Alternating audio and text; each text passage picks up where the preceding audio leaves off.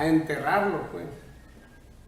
Y nos tenían así como de la forma callada, diciéndonos ya van a venir, ya van a venir, ya van a venir, y eran mentiras, pues, porque los familiares de nosotros ya estaban enterrados. Las formas como si fueran los vestidos del vestido de sus huesos. Hago un inventario de vacíos, de barcas que encallaron en la niebla. Y no voy, no quiero ir a la guerra, a matar al hijo de María ni de Juan, al heredero de Pablo, al vendedor de hechicerías pendencieras. Sentarnos lúcidos, hablar con la familia que tenemos atrás de nosotros.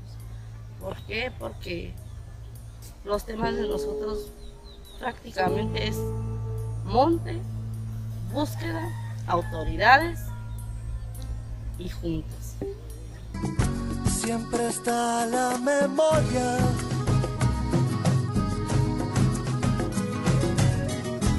y esas voces que nunca hay que olvidar. Y a los que sin nombre en la historia han de permanecer. Aquí aparecen en los periódicos que allí quieren callar. Por ellos y sus vidas y las nuestras sonreímos y levantamos el corazón. Los Míralo, míralo, míralo, míralo bien. El mundo en el que vivimos gira al revés. Míralo, míralo, míralo, míralo bien. El mundo en el que vivimos gira al revés. Una vez más, bienvenida Pilar, Mirna, Eric, Don Lolo, José Dolores. Bienvenidas, bienvenidos al espacio. Quisiera pues que en esta primera parte pudiéramos presentarnos. Yo le daría el espacio a Don Lolo, ¿no? Por ser de pronto el anfitrión en la ronda y luego pues poder ir caminando más en los temas y a ver qué va saliendo, ¿no? Don Lolo. Gracias, Luis, pero como todo caballero puede ser Michelle o puede ser Pilar quien inicie, y pues sí, también me gustaría escuchar a cualquiera de las dos que pueda comenzar. Debo ser así, Yo no tenía darse ese espacio. Sé que no servía de nada. Pilar, ¿te gustaría? Arranco. Sí, bueno, arrancar. alguien tiene que romper el hielo, ¿no? Trae la misma color que yo, mira. Y la Sí. verde. Porque hoy la lucha sigue y ahora es de las mujeres, ¿no? Así es. Bueno, nada, presentarme. Mi nombre es Pilar Campiglia, vivo en Argentina. Tengo a mi mamá que fue desaparecida e identificada, y a mi tío que está desaparecido y no pudo ser identificado, materno, y a mis tíos paternos que fueron asesinados durante la dictadura cívico-militar en la Argentina en los años 70. En la Argentina vivimos un proceso, como bien decías Luis, como muy colectivo. Aún en dictadura pudieron como las familias agruparse, y fue el único espacio que permitió el poder entender lo que estaba pasando, el darle dimensión a algo que era completamente incomprensible. Es la palabra desaparecido. Es como poder comprender qué sucedía, requirió de otros, de estos encuentros con otros para poder darle dimensión a ese dolor sin entender qué estaba sucediendo. Esa misma lucha me parece que fue la que impulsó, ya con la llegada de la democracia, la búsqueda de los desaparecidos. De origen, las agrupaciones los organismos de derechos humanos en la Argentina, en manos de las madres, de las abuelas, de familiares, fueron quienes instalaron en la sociedad el tema, quienes hicieron que esto fuera posible, quienes instalaron la pregunta en los científicos de cómo podían ellos ayudar en esta reconstrucción histórica, en este poder saber de los desaparecidos, que dejaran de ser desaparecidos, que pudiéramos saber qué había pasado con ellos. Esto fue teniendo distintos momentos en la historia argentina, en donde tuvimos una primera etapa del juicio a las juntas, en donde muchas de estas estas verdades se pudieron empezar a aparecer, pero también hubo un periodo aún en democracia muy oscuro, en donde volvieron bajo las leyes de obediencia de vida y punto final, el silencio, el miedo volvió a los familiares a poder hablar, a poder investigar, y la verdad es que la posición político-social del país ayuda muchas veces a que esto sea posible, a que sea un tema de Estado, la búsqueda de los desaparecidos o no, que sea un tema del que no se puede hablar, o del que se le pueda poner muchos sentidos, si se puedan hacer homenajes, si se puedan hacer muestras artísticas, si se puedan juntar, y se puedan hacer marchas, si se puedan hacer, digo, todo lo que viabiliza el que haya una sociedad que acompaña. Que en 2004 tuviéramos un presidente que pidiera en nombre del Estado perdón a las víctimas del terrorismo de Estado, fue un antes y un después, que pudiéramos tener los centros que funcionaron como centros de detención clandestino, que se convirtieran en centros de memoria, fue un antes y un después, que se pudieran rehabilitar los juicios con la nulidad de las leyes de obediencia de vida y punto final, que nosotros llamamos las leyes de la impunidad, fue un antes y un después. También en relación al equipo de antropología forense, para nosotros fue la posibilidad, para los familiares fue la esperanza, desde el 84, de poder ubicar a nuestros familiares desaparecidos, y que el Estado a partir del 2007 pudiera tejer una alianza con el EAF, para que esto ya no fuera solo una responsabilidad de una ONG que venía haciéndolo con todo el amor y el entusiasmo, sino que esto fue una responsabilidad estatal, que esto se convirtiera en una responsabilidad de quien se hacía cargo de los crímenes cometidos, y de dar una respuesta a los familiares. Creo que en ese sentido hemos recorrido un camino enorme, que los familiares sentimos hoy otro acompañamiento, que eso posibilitó que yo hoy esté trabajando en el Estado, acompañando a las víctimas del terrorismo de Estado cuando tratan de identificar los restos de sus familiares, que se pueda brindar un apoyo psicológico, que pueda pensarse en la devolución de estos restos, ya no solo, como decía un ratito antes, como esqueletos o nudos huesos, sino la devolución de una historia, de un sujeto que fue querido borrar de nuestra historia, en todas sus dimensiones, poder reconstruir quiénes fueron sus compañeros de militancia, en dónde estuvo, qué hizo en su vida, cuáles fueron sus valores, recordarlos, reivindicarlos.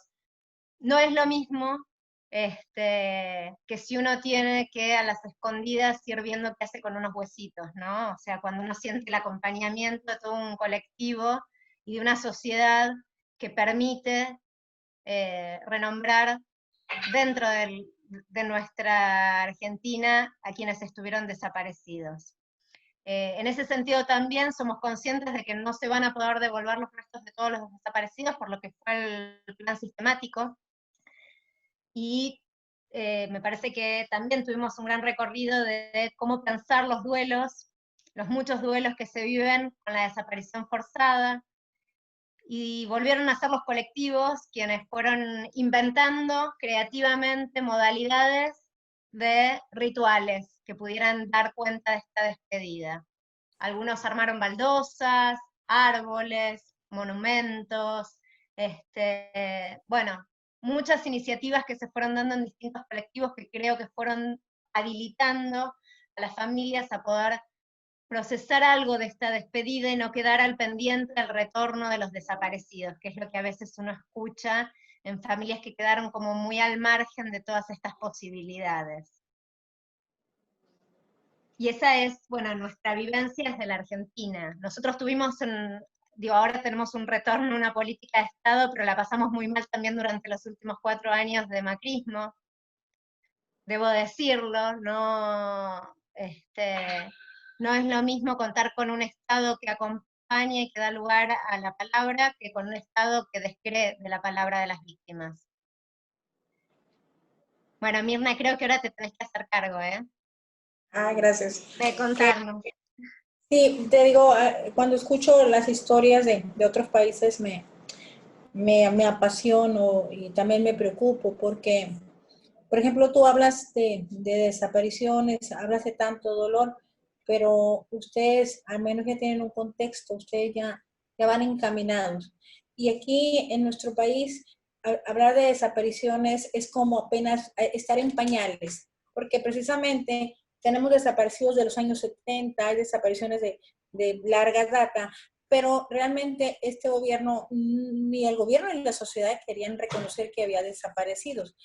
Entonces, cuando yo empiezo con esta fundación, con esta familia, a buscar, pues a nosotros en primer lugar nos llamaron las locas de las palas, porque andábamos con una pala buscando.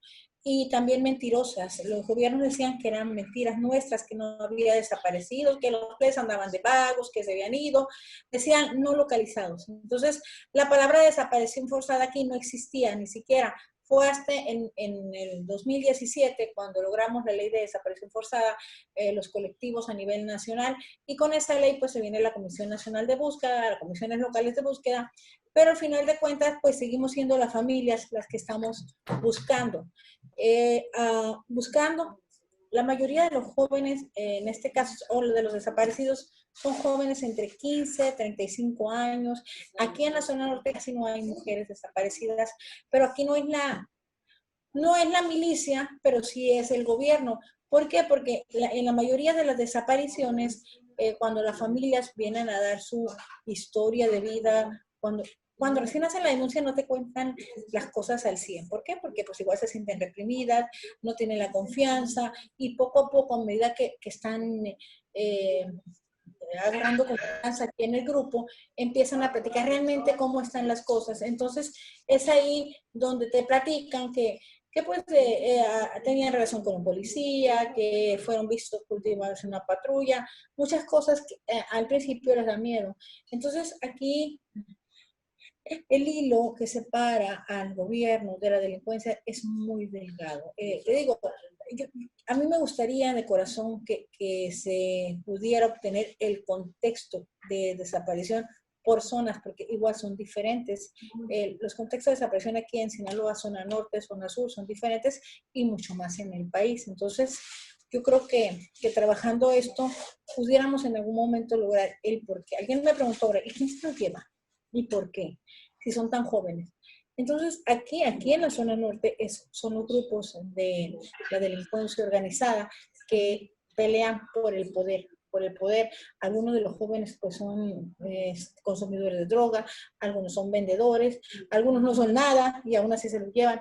Entonces, el detalle aquí es que la lucha del poder entre el narco y la asociación que tienen con el gobierno, o al revés, el gobierno con ellos, pues hace que esta impunidad de que por cualquier cosa ya se lleven a los chamacos, los sepulten en una fosa clandestina.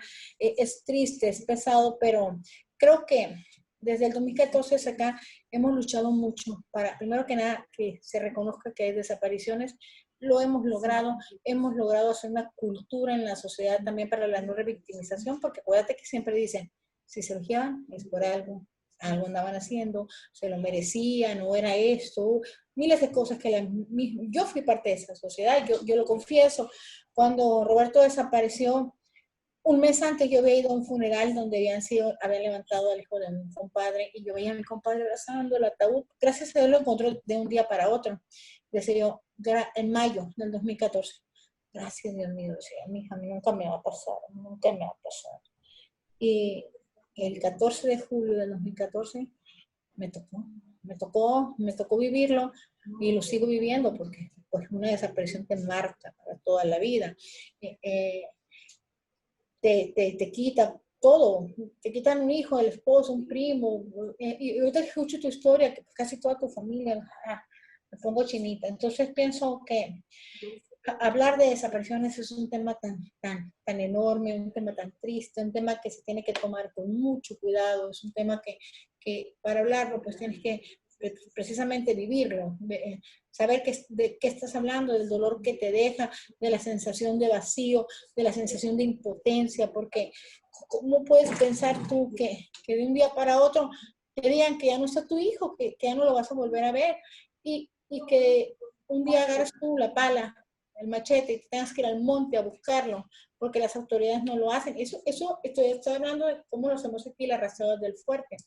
Agarramos una pala, un machete, y sales al monte a buscar a tu hijo, porque las autoridades no lo hacen, ni aún con la nueva ley de desaparición forzada que tenemos, ni con la Comisión Nacional de Búsqueda, ni con la Comisión Local.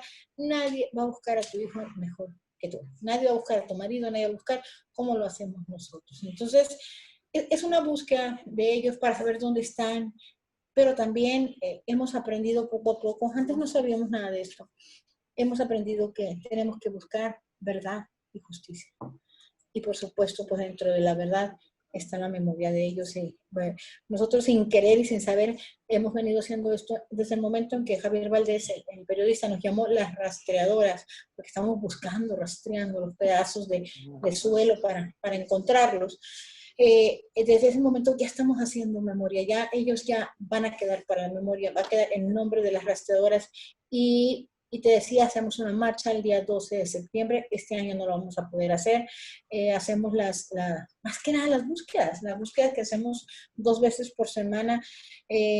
Algunas de las madres ahora que estuvimos con lo de la pandemia, muchas se enfermaron más porque sentían que no estaban haciendo nada por buscar a sus tesoros. Y la verdad sí era lamentable verlas caer en esa depresión tan fuerte, porque la búsqueda para la mayoría de las rastreadoras es la terapia. Ale lo sabe, Ale, pues bueno, nuestra psicóloga aquí por meses y sabe que el hecho de ir a buscar, el hecho de agarrar la pala, de ir a rascar la tierra y más el hecho de encontrar, a Ale le tocó que encontráramos 3 tesoros antes de ir, justo antes de que ella se fuera. Fue tan maravillosa, te digo con sentimientos encontrados, porque fue algo tan tenaz que fuimos 2 veces y no hallábamos y regresamos y a punto de irnos ya, de darnos por vencidas, ya me tiré de panza yo allá y dije ya, de repente aquí y ahí estábamos. Entonces es algo tan fuerte, tan pesado, pero a la vez tan confortante encontrar un tesoro, porque alguien dice que de repente cuando me miran pasar a mí, les da el olor a muerto, ahí va la huele a muerto, algunas personas.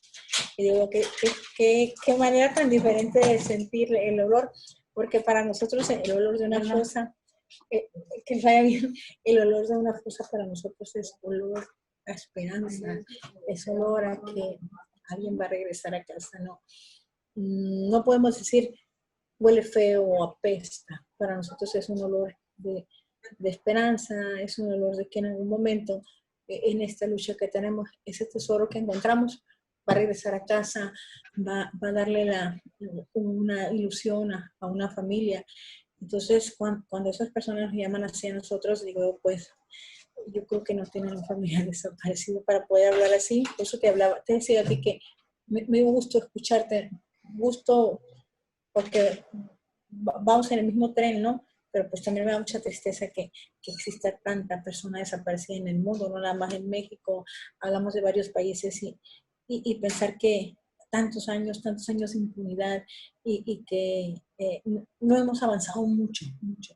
Pero yo creo que compartiendo las experiencias de ustedes y mi experiencia nuestra en esas búsquedas, en esas sinsabores que nos hacen las pérdidas de nuestros familiares, yo creo que vamos a aprender mucho.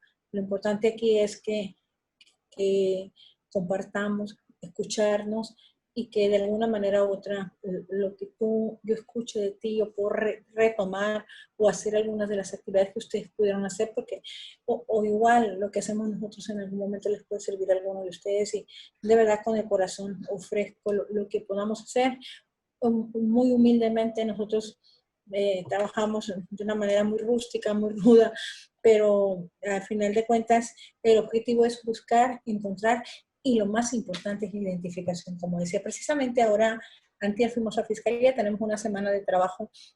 Nos tocó la primera semana hablar sobre las rastreadoras, entregar la playera verde. El martes fuimos a Fiscalía y a exigir precisamente la atención, el acompañamiento psicosocial, porque te comento que cuando los cuerpos son identificados, la Fiscalía lo que hace es te llama, señora, venga porque ya tenemos la identificación de su hijo, salió positivo en un cuerpo que estaba en una fosa. el hombre habla y la mujer desmayada, ya tirada, ya con un colapso. Entonces, pues es muy fuerte eso. Esto es algo que se tiene que ver con mucha sensibilidad, lo que acababa de decir. Entonces, esa exigencia fuimos a ponerla antier.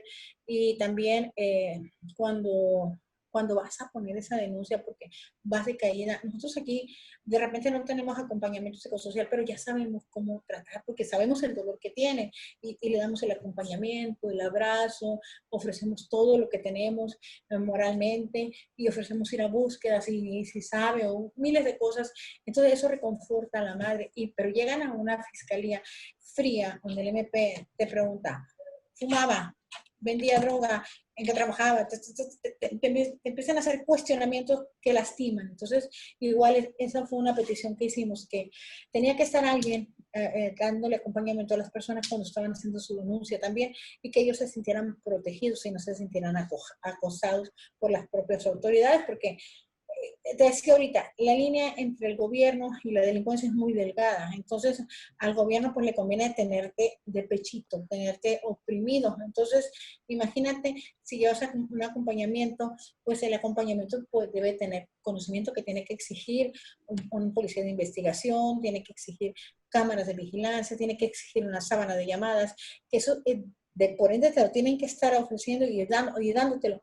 Pero resulta que no pasa nada. Entonces, si tenemos todo eso, las exigencias van a ser mayores y yo creo que los resultados van a ser mucho mejores. Y lo otro que pedimos a la Fiscalía en ese momento fue la actualización de la base de datos de personas desaparecidas y de los contactos. Porque nos ha tocado en algún momento que nos hablan de la Fiscalía para decirnos que les ayudemos a encontrar a cierto familiar, porque salió una identificación con Juan y Pedro, con Juan y Chona, pero resulta que ya no viven de la dirección que dieron, cuando hicieron la denuncia ya no viven, ya no tienen los teléfonos. Entonces esos cuerpos se van a la fosa común. Entonces nosotros les hemos pedido que pues nosotros les vamos a ayudar, nos pasan los datos y vemos la manera de, si está en nuestro registro, pues ya está, ya lo encontramos, porque aparte nos dan más información a nosotros que a la Fiscalía.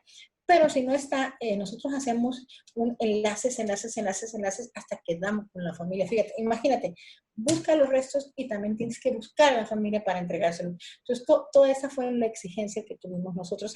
Nos dio acompañamiento la visitadora general de Derechos Humanos para hacer la petición, la solicitud oficial y la llevamos oral y próximamente el lunes, si Dios lo permite, ya la vamos a llevar por escrito y es algo en lo que pues parece algo tan simple y tan sencillo, pero imagínate que cuando llegues o que vaya una persona a tu casa y te diga, ¿sabes qué? Te prepare emocionalmente, tienes tanto tiempo buscando a tu hijo y pues tú has pedido que te lo entreguen, como sea, y bueno, miles de cosas que puede ser darle el acompañante y no de sopetón, decirte, miren, va y firme ya le vamos a entregar, ni siquiera te dicen los restos, ya le vamos a entregar la osamenta de su hija. Es duro, es pesado, pero al final de cuentas, digo, hemos avanzado y las exigencias son esas, además pues de exigir la búsqueda, pero con la familia. ¿Sí? El hashtag que manejamos es sin las familias. No, las familias siempre tenemos que estar al frente, buscando y tratando de lograr el objetivo principal. Primero, buscar, encontrar, identificar y la no repetición. Que un día podamos todos decir, ya no hay desaparecidos, ya no hay. Pero desgraciadamente siguen las desapariciones y pues yo digo que un día que iremos a contar. Creo que uniéndonos, apoyándonos, un día vamos a decir, ya no hay desaparecidos. Hablo mucho. Ahora, muchas gracias. Hace vibrar las experiencias que Pilar y Mirna nos comentan. La verdad que sí. Vamos a tener que retomar algunas cosas que me parecen potentes. Eric, ¿te gustaría compartir con nosotros? Sí, por supuesto.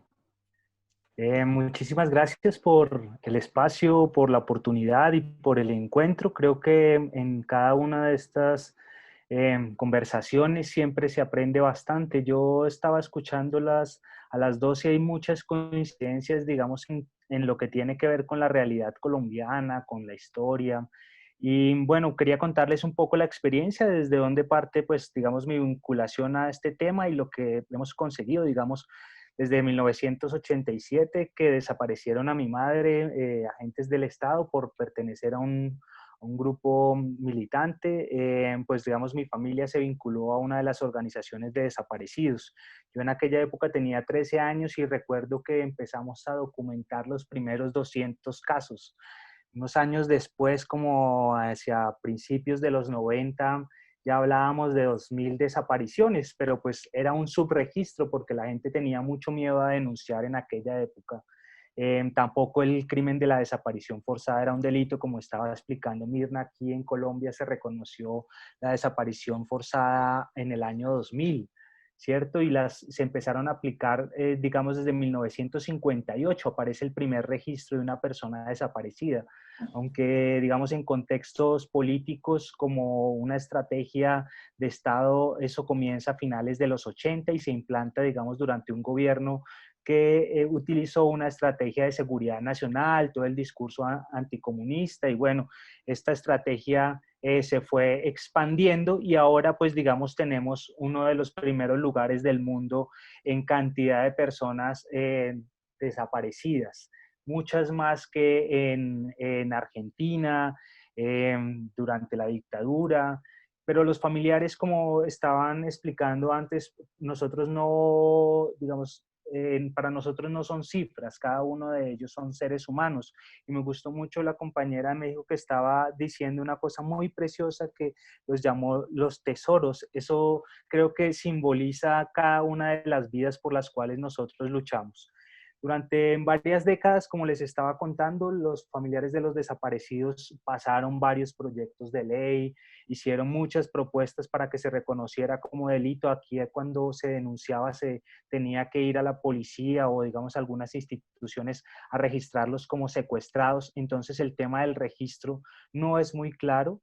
Este centro, digamos, de investigación nacional que recopiló toda la información durante el gobierno de Juan Manuel Santos, el gobierno anterior, dijo que hasta el 2018 habían 80.200 desaparecidos en Colombia, 80.247 registrados, ¿cierto? Entonces nosotros tomamos esas cifras y empezamos a hacer un ejercicio de mapeo, comparándolo, digamos, con las cifras que tenían otras instituciones y para tratar, digamos, de alimentar un nuevo relato en torno a lo que es el impacto de la desaparición forzada, porque históricamente se había justificado, como lo expresaron las compañeras, ¿cierto? Los desaparecidos siempre están haciendo algo como algo raro o algo turbio para que se justifique su desaparición, cuando se demuestra que eran ciudadanos común y corriente, digamos, que no tenían, digamos, vínculos con estas zonas turbias en donde los quieren enlodar siempre. Entonces empieza la negación del hecho. Después de la negación del hecho empieza, digamos, como un no, pero no son todos, no es un asunto de Estado, no es de política, ¿cierto? A lavarse las manos. Y pues, digamos, nosotros no tenemos en Colombia, como lo han logrado en Argentina, de poder enjuiciar a casi 1000 represores. Digamos, eso no lo hemos logrado. En Colombia la justicia es proclive a los victimarios, el nivel de impunidad es absoluto. En uno de los mapas que nosotros planteamos en el trabajo de cartografía se muestra cómo de esos 80.000 casos registrados por el gobierno, solamente 7.000 han tenido un proceso de investigación y de esos solamente 337 han llegado a una sentencia condenatoria. Digamos, eso en términos jurídicos es una catástrofe, ¿cierto? Pero también cuando lo vemos en el territorio nacional siempre se dijo, no, es que la gente se la llevan por allá en las regiones, en las fronteras, en donde están los grupos ilegales, donde está el narcotráfico, ¿cierto? Pero logramos demostrar que casi en los más de 1.100 municipios, Colombia tiene 1.122, hay registro de personas desaparecidas, o sea, hay una política nacional. Entonces, lo que nosotros hemos intentado, digamos, es por un lado acompañar ese proceso de incidencia política que han tenido las familias porque han logrado, por ejemplo, la creación del mecanismo de búsqueda urgente, que es una cosa que hace que las instituciones reaccionen porque antes le decían a la familia, no, espérense 72 horas, que eso está con los amantes, cierto, que se fue, siempre ese discurso estatal a dejar la responsabilidad en la víctima y no en el Estado que tiene que ponerse a buscar. Entonces lograron eso, que se creara ese mecanismo, se creó una institución que fue la Comisión de Búsqueda, en donde están pues todas las IAS, les dicen en Colombia la Procuraduría, la Fiscalía, la Contraloría, bueno, todas esas instituciones que finalmente están ahí como adorno porque se vuelve tan burocrático el sistema que realmente no permite que hayan acciones concretas. Y bueno, y eso se refleja, digamos, también en el mapa de dónde se han encontrado cuerpos, cómo se han identificado y cómo se han entregado. Y eso es el reflejo, como estaban diciendo, del trabajo de las víctimas, de las organizaciones acompañantes, de los familiares, ¿cierto? Que durante muchísimo tiempo hicieron una incidencia y que lograron, por ejemplo, durante el proceso de negociación entre la guerrilla de las FARC y el gobierno colombiano, que se impulsara la creación de la Unidad de Búsqueda de Personas Desaparecidas.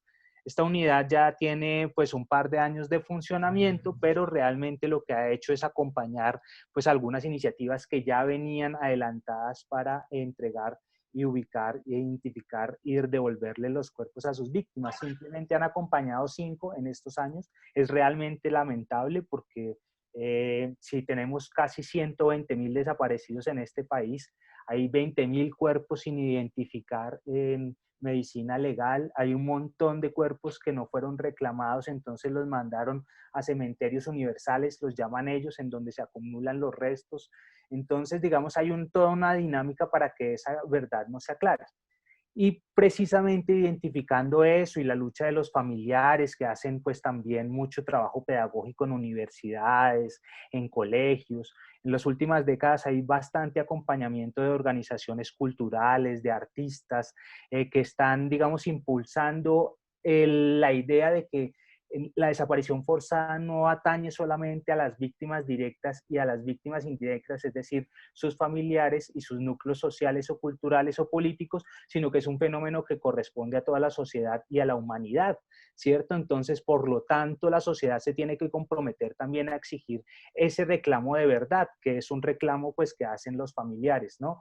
Y eso de verdad no corresponde solamente a identificar quién fue el asesino, quién fue el sicario, sino quién ordenó y quién se benefició de toda esa estructura, ¿cierto? Que son las líneas de investigación que nosotros trazamos. Cuando decía que en los años 70 se desaparecían opositores políticos, ¿cierto? Había una tendencia de cierto sector de la sociedad, de esa lucha anticomunista. Entonces, todo lo que oliera medio a rojo era objetivo de ser desaparecido, cuando las cárceles estaban llenas de prisioneros políticos y ya había un escándalo de la cantidad de presos que habían en las cárceles, entonces empezaron a decir otra estrategia en donde no quedaran pruebas, y ese es el crimen perfecto. En la desaparición pues no hay testigos, no hay cuerpo, no hay responsables, entonces ¿de qué se agarra uno frente a esa situación?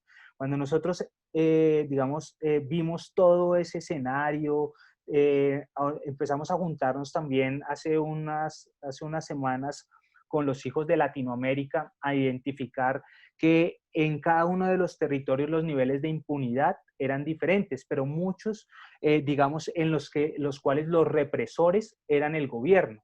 ¿Sí? Es un poco lo que vivimos nosotros aquí en Colombia y un poco lo que le entendía a la compañera Mirna de México, ¿cierto? Ese hilo en donde uno no sabe si son autoridad o ilegalidad, ¿cierto? Y cuando, pues, solo se refleja cuando estas personas son detenidas, ¿sí? Pero de resto pueden andar tranquilamente por todo el país haciendo, pues, toda esta estrategia de criminalidad muy organizada, porque para que haya tantas personas desaparecidas, yo insisto en que hay una complicidad no solamente de las estructuras que lo provocan, sino de la sociedad que no quiere asumir que es una cosa que también deberían repudiar y por la cual deberían indignarse, ¿sí? Por eso es que hemos, digamos, generado como unos lenguajes para acercarnos al resto de la sociedad, para involucrarlos, para decirles, hemos hecho talleres, por ejemplo, con medios de comunicación, como estaba diciendo Mirna antes, pues digamos aquí el nivel de violencia es tan degradado, hay una cantidad de asesinatos diarios y entonces la muerte se vuelve un asunto cotidiano y ya pierde importancia la vida misma y en ese escenario pues otro muerto más, pues sí, hay una mexicana, Katia Mandioki, que habla de la patofagia, ¿cierto? Del consumo de muerte, ¿sí? Y entonces nos han acostumbrado a que son tantas muertes, por ejemplo, en este año en Colombia han ocurrido en 35 semanas 34 masacres, ¿cierto? Desde que se firmaron los acuerdos de paz han asesinado un montón de ex militantes de la guerrilla que dejaron las armas para entregarse la paz y los han asesinado. El mensaje es como diciéndoles a los desmovilizados, oiga, esta no es la vía, vuélvanse a la montaña, lo que queremos es que estén en la guerra, ¿sí? Han asesinado a los defensores de los derechos colectivos. Y entonces, con eso era lo que quería decirles, es que aquí hubo la implantación de todo un modelo económico, ¿cierto? Neoliberal, ¿sí? Que basado pues en el latifundio, en los monocultivos, en la expropiación de recursos naturales, ¿sí? Empezó a utilizar toda esta estrategia de terror para apropiarse esos territorios, disimulando pues unos asuntos, por ejemplo, lo que estaba contando la compañera, no, es que hay jóvenes que consumen, ¿cierto? Pero ¿quién les lleva digamos, ese recurso para que ellos se vuelvan consumidores y después poder matarlos? Por ejemplo, las comunidades campesinas nos dicen, o las comunidades indígenas nos dicen, aquí no había desapariciones hasta que llegó la explotación petrolera, ¿sí? O las comunidades afrocolombianas nos dicen, aquí no habían desaparecidos, sino cuando llegaron los monocultivos de palma aceitera, ¿cierto? Entonces, todos unos proyectos económicos, ¿sí? Que son los que se benefician de ese territorio, de ese miedo, de esa masacre, para, digamos, para lucro propio, ¿cierto? De unas élites muy perversas, porque, por ejemplo, el presidente nuestro en este momento prefirió cometer 5 veces la decisión de solicitud de extradición hacia Colombia de uno de los grandes asesinos de Colombia, un paramilitar que estaba en Estados Unidos. Lo van a deportar a Italia para que no venga a Colombia a decir la verdad. O sea, cometieron el error 4 veces para que no regrese a Colombia y no tenga que responder ante la justicia, ¿cierto? Entonces son todas unas estrategias que, como les decía, ya son incrustadas dentro del gobierno, que no permiten que estos procesos evolucionen. Entonces lo que hemos dicho nosotros es, si no funciona internamente, aliémonos internacionalmente y mostremos que hubo toda una estrategia con criminales que se han beneficiado a nivel internacional para desaparecer a 280.000 personas en Latinoamérica, que es lo del momento lo que tenemos registrado. Por ahí como para comenzar la cosa. Muchas gracias. No, gracias, gracias Eric. Muy interesante y unas iniciativas que me parecen a mí que podrían, ¿no?, arrojar datos importantes. También, ¿no?, marcar un horizonte, ¿no?, de lo que podemos hacer desde esta parte también. Yo creo que el espacio también, ¿no?, nos está como ayudando a ver qué se puede y qué no se puede, ¿no? Y cómo romper un poco esas fronteras impuestas de sur, centro, norte. Y bueno, esto me lleva a caer al centro del continente y damos la palabra a José Dolores Suazo. Gracias Luis, gracias Mirna, Michelle y Pilar, Eric. Sí, bueno, mi nombre es José Dolores Suazo, soy del Comité de Familiares Migrantes y Desaparecidos del Centro de Honduras, por sus siglas COFAMICEN, nuevo en sí en el proceso del trabajo de la búsqueda, documentación y otros que conlleva el quehacer de nuestra organización. Ahí por el 2010, mi sobrino Ramón partió hacia los Estados Unidos en junio, sí, del 2010, y falleció ahí por falfurria. Fue asesinado también y pues gracias a Dios lo pudimos repatriar. Eso pasó no como desapercibido, sino que como algo que empezó a marcar nuestra familia. Y así fue que en mayo del 2012, Mauricio, mi hermano, el cual me seguía en edad, pues decidió también irse para los Estados Unidos. Lastimosamente, él muere en la masacre de Cadereyta, el cual, pues, de todos conocidos, fue un desastre humano el que hicieron los actores materiales, porque nos dejaron los torsos. Eso fue lo que nos dejaron de nuestros familiares. Muy duro relatarlo porque sí no deja de causar nostalgia. Algunas partes de sus osamentas pues fueron recuperadas y otras no. De los 49, pues los cráneos están desaparecidos y otros miembros, otras partes óseas que no hemos podido encontrar. Por lo mismo, tanto seguimos como buscadores como en la búsqueda.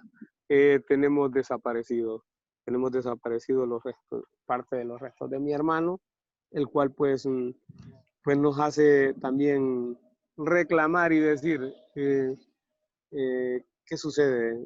Tenemos que seguir luchando por nuestro afán. El afán de nosotros es encontrar, seguir buscando desaparecidos. Ya no nos convertimos solo en buscar nuestros familiares o los restos de nuestros familiares, sino que organizamos a partir de esos momentos casi el Comité de Familiares Migrantes y Desaparecidos, viendo que fue una agonía completa, 27 meses de agonía para poder repatriar los restos de nuestros familiares que vinieron ese día.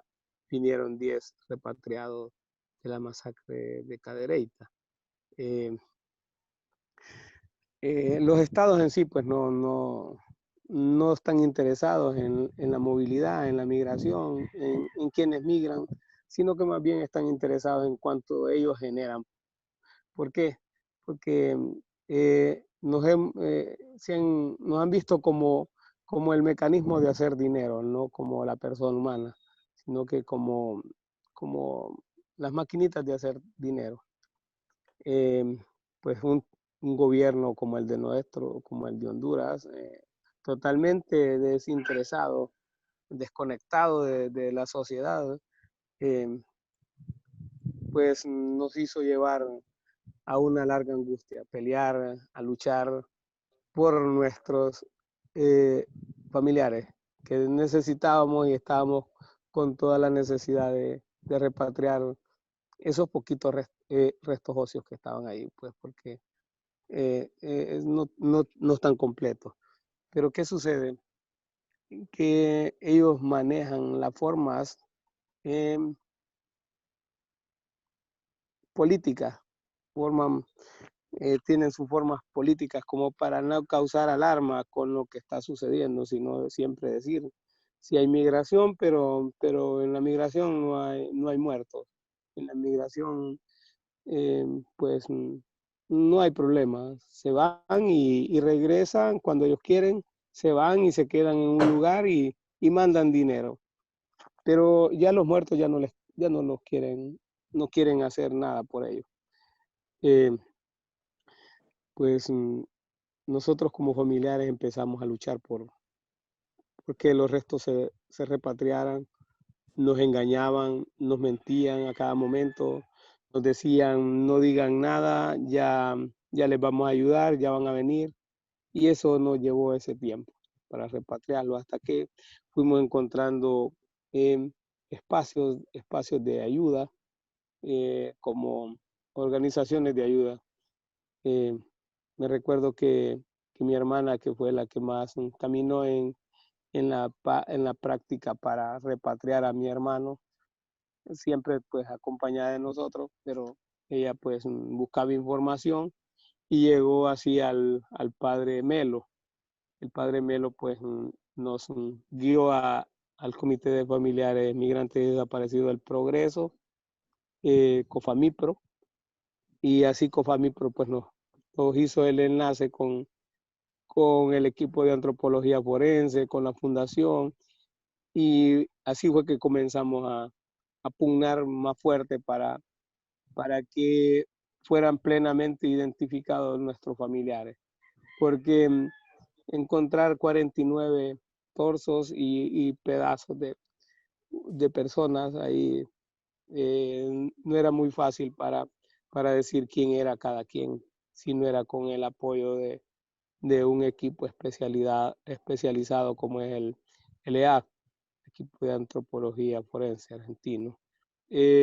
Pues gracias a ellos, pues nosotros sí podemos decir que trajimos a los restos de Mauricio, que es mi hermano, a tierras hondureñas, aunque nos hagan falta algunas partes, pero sí creemos que 100% que vinieron acá a Honduras, al cementerio de nuestro municipio.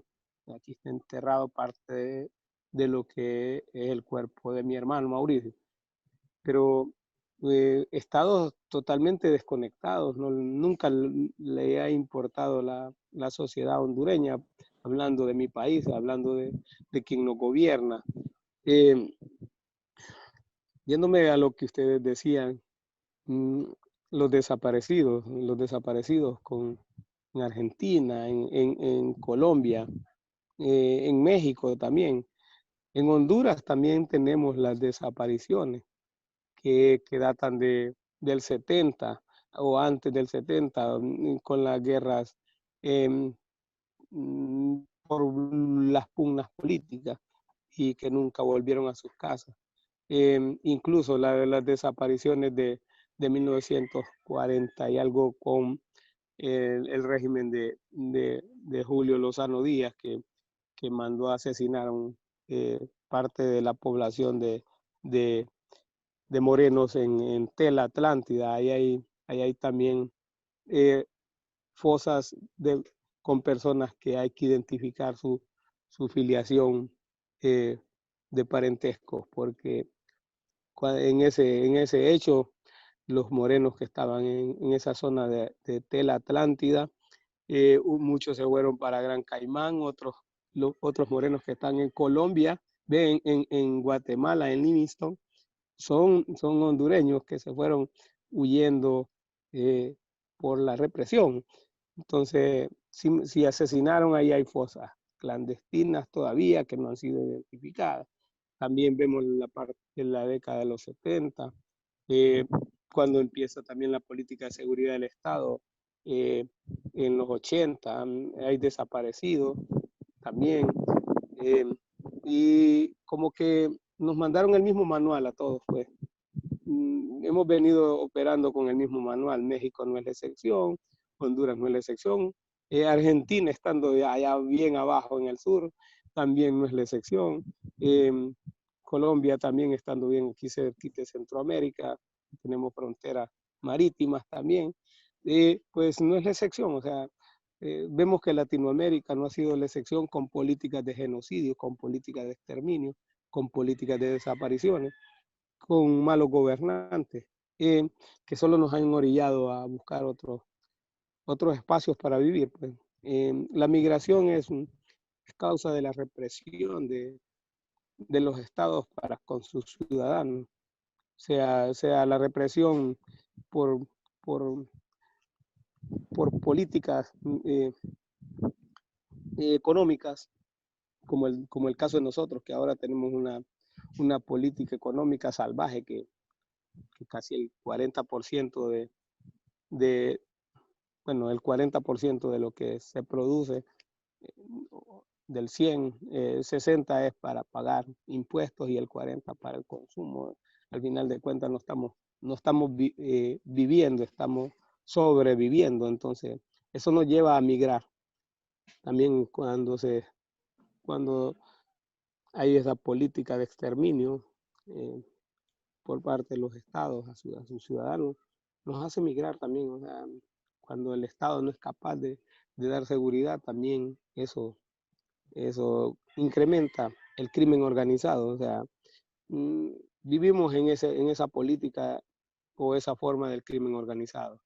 llaman pandillas. ¿Para qué?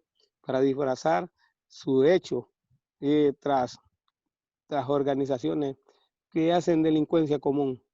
Pero cuando el Estado se da cuenta de lo que está sucediendo, como lo que es el narcotráfico, como lo que son los secuestros, u otra forma, el Estado es cómplice de esas acciones. Nosotros lo que tenemos son estados cómplices o crimen organizado. La situación de nuestras organizaciones simplemente se basa en que en documentar desaparecidos tras la frontera, porque ese es nuestro trabajo ahora, después de haber sentido el atropello, después de haber sobrevivido ese dolor fuerte que nos causó el mismo Estado, que nos causó el Departamento de Estado de los Estados Unidos junto al gobierno de México. Porque, ¿para qué decirlo con tantos disfraces? ¿Quién está interesado en que no hayan migrantes en su territorio? Los Estados Unidos de América. ¿Quién aplica esas políticas? El Departamento de Estado genocida. ¿Y a quién le mandan el manual? Al gobierno de México para que sea su cómplice. Entonces, México no... Nosotros los migrantes en el territorio mexicano solo simplemente lo ocupamos como el paso nada más. Entonces se convierte en cómplice cuando acepta hacer este tipo de exterminios. Porque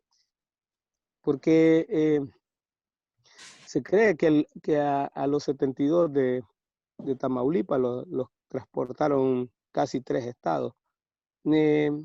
También los que masacraron en Cadereyta, que ahí estaba mi hermano, los trajeron desde Nuevo Laredo hasta Cadereyta, Jiménez, 430 kilómetros de recorrido, y no haber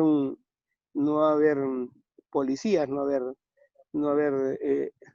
nadie pues que supiera que 49 los traían secuestrados.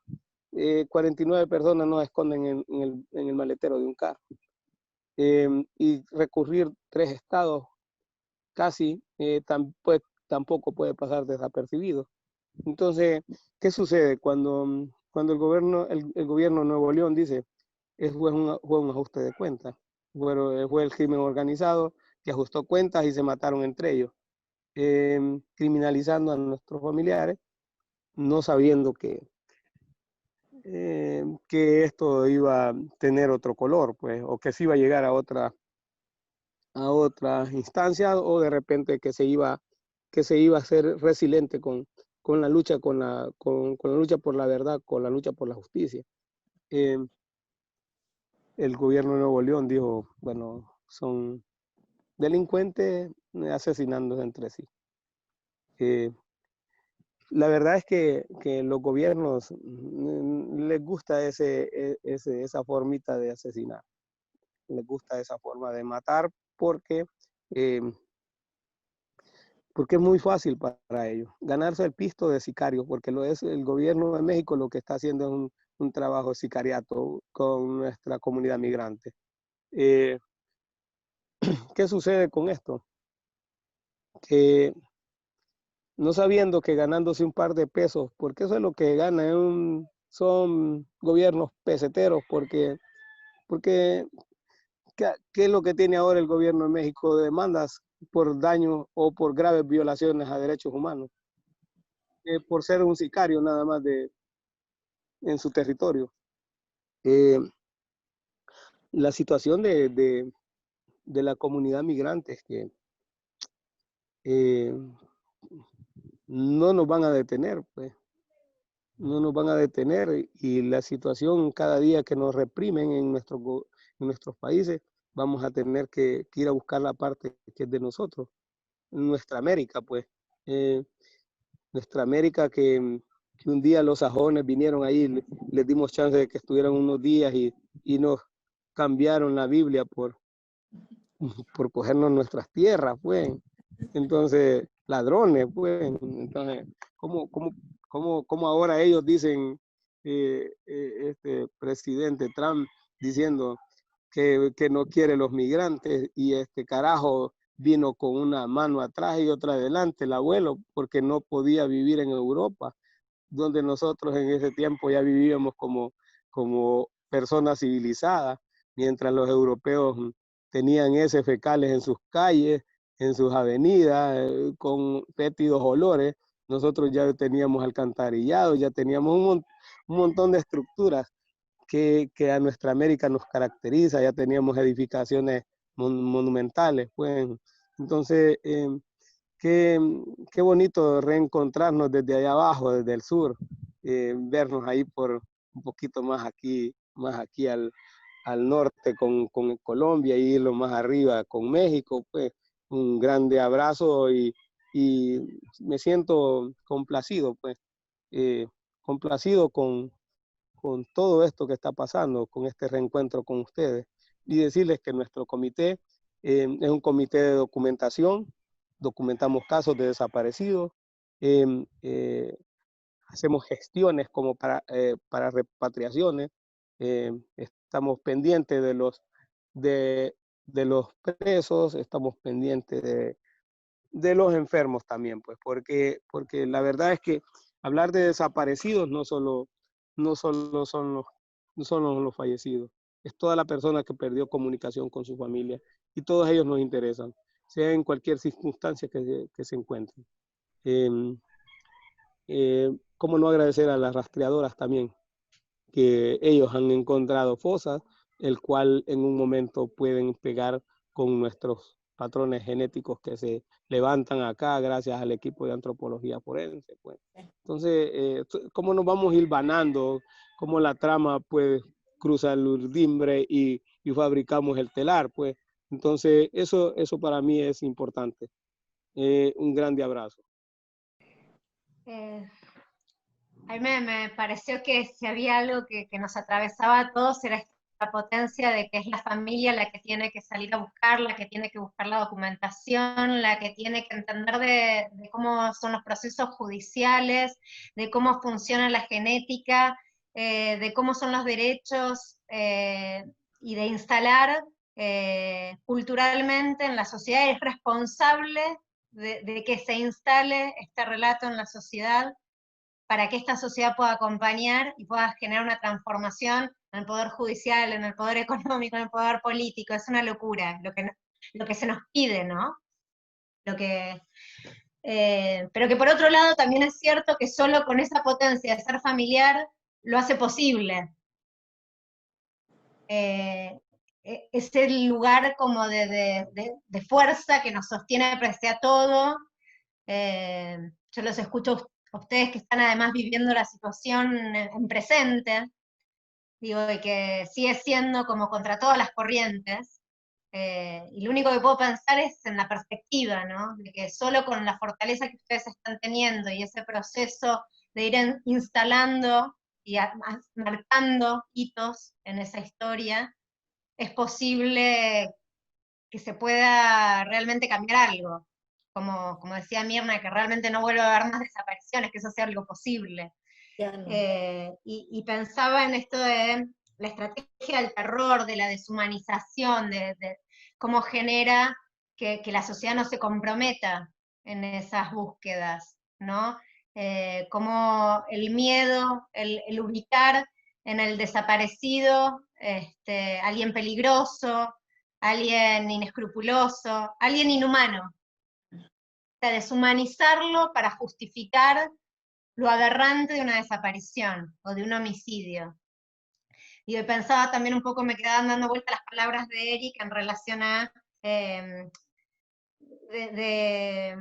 esto como de algo medio oscuro, como de que nos metían algo de que eran algo del orden de lo oscuro. Él decía,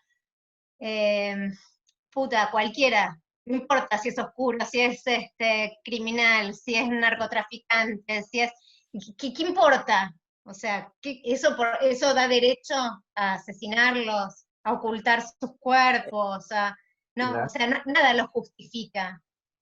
Como pero que, aquí lo han justificado, disculpa. ¿no? O sea, pero ¿cómo instalar esto en la sociedad? ¿Cómo dar vuelta a esta lógica en la sociedad? Donde no puede no haber una normativa. No puede no haber un derecho humano.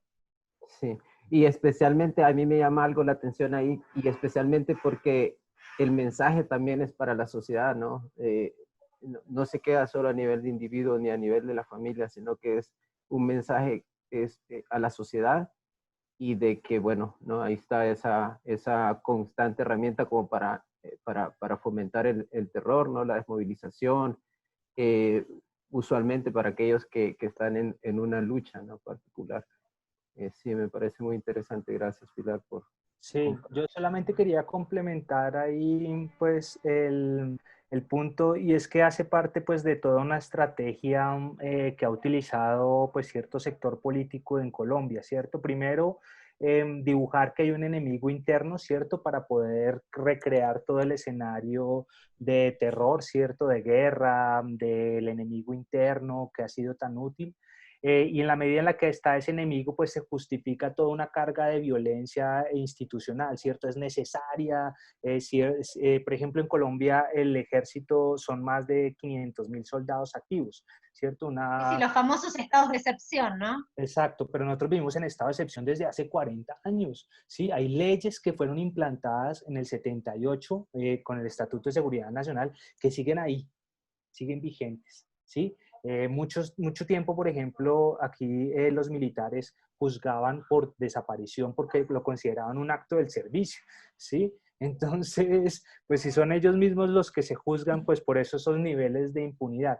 Pero entonces, digamos, ese era uno de los puntos. Lo otro, cuando lo han dibujado, entonces está esa justificación social. Claro, no le sirve a la sociedad, entonces mejor lo hicieron aquí también, y lo han hecho en muchos países con la gente pobre, diciendo, aquí lo llaman de una cosa muy terrible, la mal llamada limpieza social, ¿cierto? Este exterminio de gente pobre, justificada porque no, pues son, o los llaman aquí desechables, ¿cierto? Entonces hay todo un imaginario que justifica esa eliminación del otro y ya está muy instalado. Entonces lo que decía era que el paso siguiente, cuando se logra demostrar que todas las vidas son dignas, ¿cierto? Todas las vidas merecen respeto, ¿sí? Entonces ya es como de, no, pero no es el Estado, fue un individuo, fue una manzana podrida, ¿cierto? Es la manzana podrida, y cuando dices, pero es que ya tenemos 50.000 manzanas podridas, es el árbol el que está mal, no es cada uno como individuo, sino es toda la estructura, ¿cierto? Entonces, lo que hacen ellos, que es lo que está pasando en Colombia, que pasó en Argentina también, es la idea del negacionismo, ¿cierto? Entonces es, no, pero eso que ustedes están diciendo no son 30.000, es que ¿cómo se les ocurre? El máximo fueron 3.000. Pucha, es que aunque hubieran sido 300, lo que tú decías, cada vida importa, o sea, no es un asunto de la magnitud, ¿cierto? Y la sociedad, pues digamos, en medio de todo ese cúmulo, como estaba diciendo Mirna antes, ¿cierto? Como de, no, pues mientras no me toque, pues yo no miro allá porque es que puede ser meterme en una zona que me puede arriesgar. Yo recuerdo que cuando desaparecieron a mi madre, mucha gente que nosotros creíamos cercana, incluso de nuestra propia familia, dijeron, miren, hasta aquí, o sea, nosotros no queremos problemas, ¿sí? Cuando uno lo que busca es eso, ese sentido de solidaridad, de humanidad, incluso de caridad, porque pues este es un país supuestamente creyente, ¿sí? Aquí la gente cree, pero en el dinero, el resto no. En los pesos. Sí, entonces en medio de todo eso, pues yo creo que lo que estaba resaltando Pilar era muy importante porque para mí una de las enseñanzas máximas que me han dado las mujeres que han buscado a los desaparecidos en este país es que hay algo más fuerte que ese terror, que esa violencia, que ese odio, que es el amor. Sí, el amor, mire, ustedes se pueden enfrentar a instituciones enteras, a gobiernos, sí, porque los gobiernos pasan y las familias siguen buscando, ¿cierto? A miles de funcionarios y las familias siguen insistiendo. A generaciones enteras, aquí son nietos los que están asumiendo ya la búsqueda de desaparecidos porque los abuelos ya están empezando a fallecer, ¿cierto? Entonces eso es una cosa que trasciende generaciones, entonces ese amor es tan fuerte, ¿sí? Que es digamos, lo que le da a uno fuerza para seguir luchando en medio de esta situación. Eso era.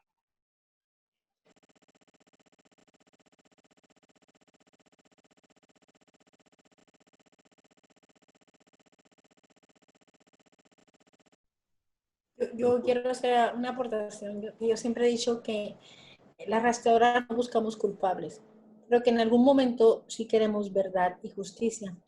Y ahorita que veo a Pilar y le escucho, en mi loquera, en mi dolor, digo, a lo mejor yo no voy a ver la verdad y la justicia, a mí no me va a tocar verlo, los gobiernos como están, pero yo sí quisiera que mis nietas, así como Pilar, mis nietas, las hijas de Roberto, alguna de ellas en algún momento pudiera gritar y pudiera llevar a donde esté, si es que llego a tener una tumba, que digan, mira abuela, se logró, tenemos verdad, tenemos justicia, ya sabemos quién se llevó a mi papá, ya sabemos por qué se lo llevaron y vamos a seguir luchando, vamos a tener esta lucha.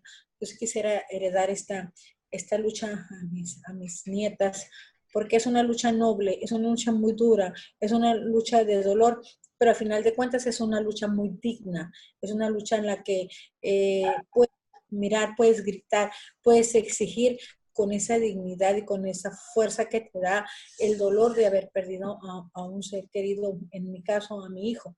Entonces, cuando yo ahorita que escucho a Pilar, me hizo mi corazón así bien chiquito, porque dije, oh, ya veo a mis nietas, una de mis nietas diciendo, mi abuela fue fundadora de las rastreadoras, andaba como loca con una pala y ya que mi nieta ya no traiga pala, que traiga aparato de no sé qué, o simplemente que esté ante una sala de juicios con los culpables, con las personas, con que se pueda lograr eso, la justicia. La verdad me emociono porque ese ha sido un sueño muy grande que yo tengo.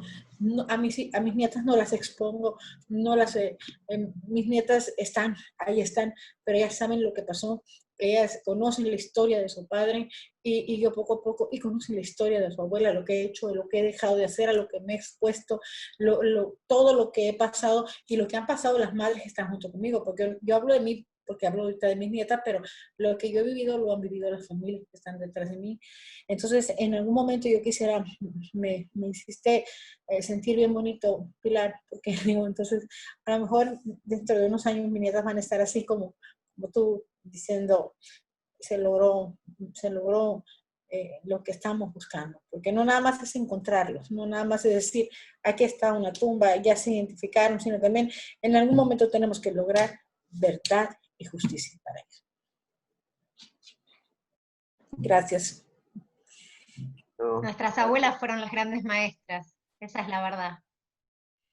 Así quiero yo que digan mis nietas, así quiero, porque he pasado por mucho dolor. Mira, mañana se cumplen 3 años de que yo sepulté a Roberto. Hoy hace 3 años que lo estábamos velando, estaban sus restos en una caja, en un ataúd, y de repente se me llenan mis ojos de lágrimas de sentimientos porque pues yo no debería de estar buscando, yo no debería de haber perdido a mi hijo, nadie debe de perderlos así. Entonces, cuando me acuerdo, cuando lo parí, cuando lo crié, las ilusiones que yo tenía para él, todo lo que yo quería que él fuera y lo que él quería hacer, más que nada, que eso es lo más importante, lo que él quería, que de repente le truncan la vida, de repente ya no sé dónde está, de repente se le acabó todo y se me acabó también, y este día, te digo, me muerde, me duele, y creo que hablarlo te sana un poco, te alivia, y saber que personas que han pasado por el mismo dolor que nosotros escuchan, y yo sé que ustedes entienden este dolor, y pido perdón por esto, pero de verdad esto es algo que duele mucho, que yo siempre he dicho que no tiene por qué haber desaparecidos, pero pues desgraciadamente estamos con un gobierno tan indolente, un gobierno que mata, un gobierno que no quiere reconocer. Aquí en el estado solamente hay reconocido una sola desaparición forzada, es en tantos años. Es un joven que desapareció en noviembre del 2013, fue desaparecido precisamente por policías municipales. Logramos la sentencia de 29 años con 8 meses, se apelaron ellos y apeló la familia también y se logró lo mismo. Entonces andan todavía 2 policías huyendo. Entonces, ¿dónde está la justicia? ¿Dónde está? ¿Por qué se los llevan? O sea, tantas preguntas que hay que hacer, pero la primera pregunta que nos hacemos nosotros es ¿dónde y por qué? Ya las demás preguntas caen, pero las más importantes es ¿dónde y por qué? Y de verdad, lo que he escuchado de ustedes me llenó, me gustó, y ojalá que de verdad podamos tener una segunda oportunidad de encontrarnos en alguna parte o igual en nuestro chat y poder compartir estas experiencias y aprender y sobre todo, les decía ahorita, sentirse escuchado por personas que tienen las mismas experiencias nuestras, pues es un gusto dentro de tanto dolor. Gracias. Gracias. Luis, Mirna, te mando un fuerte abrazo desde aquí de Honduras, desde un pueblo muy pequeño como es La Paz. Te mando un abrazo fuerte. Gracias. Solo decirte que si no hubieran mártires, las luchas fueran en vano. Si no hubieran mártires, no tendrías esa razón y esa mentalidad y esa fuerza y ese garbo para buscar a los que no son los tuyos, pero que se han convertido en los tuyos. No tuvieras ese ánimo para ayudarnos a nosotros. Dice o decía Ali Primera en una de sus canciones que dicen que el que muere por la vida no se debe llamar muerto. Entonces, ¿qué significa? Que si nosotros pusimos los mártires, quiere decir que nos corresponde levantar esas banderas. Y si las vamos a levantar, levantémoslas bien. Levantémoslas con la gallardía, levantémoslas con ese ímpetu de servir a los demás, porque los mártires no murieron para ellos, murieron para nosotros, murieron para las sociedades, murieron para los que tenemos que despertar nuestro lado humano, nuestro pensar, nuestro sentir con la sociedad. Creo que si a ti no te hubiera pasado eso, no tuviéramos una rastreadora, no tuviéramos una mujer gallarda como es tu persona, haciendo ese trabajo, no para los mexicanos, también lo hace para nosotros los hondureños, para los colombianos, para los argentinos, para Sudamérica, para el Caribe, para los africanos que pasan por ahí. Imagínate qué gran trabajo tiene y me siento orgulloso de estar compartiendo este momento contigo. Y sé que tu nostalgia es grande, también la mía lo es, pero que esas lágrimas sean como para reivindicar el trabajo, el compromiso que tenemos con la sociedad. Eric, Pilar, ¿qué podemos decir? La hermandad nos une, el compromiso nos llama. Entonces, ¿qué debemos hacer? Fomentar, educar, ser facilitadores de las personas que lo necesitan para ir construyendo sociedades más justas. Como te vuelvo a repetir, Mirna, te mando un grande abrazo y de mucha sinceridad y de mucho calor, también a ti Pilar, también a Eric, porque somos hermanos en el sentimiento, somos hermanos en el dolor y ahora nos hemos convertido en los guerreros internacionales. Y les quiero mandar otra también. América es la cuna de los libertadores y ustedes son parte de ese legado.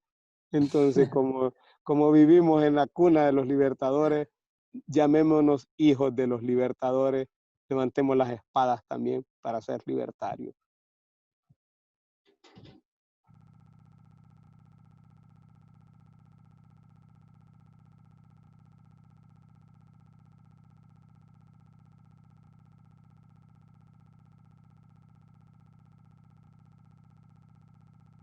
Quisiera darle unos 7 minutitos a Ivette para que nos comente. Y posterior, Eric, también nos pudieras hacer la invitación.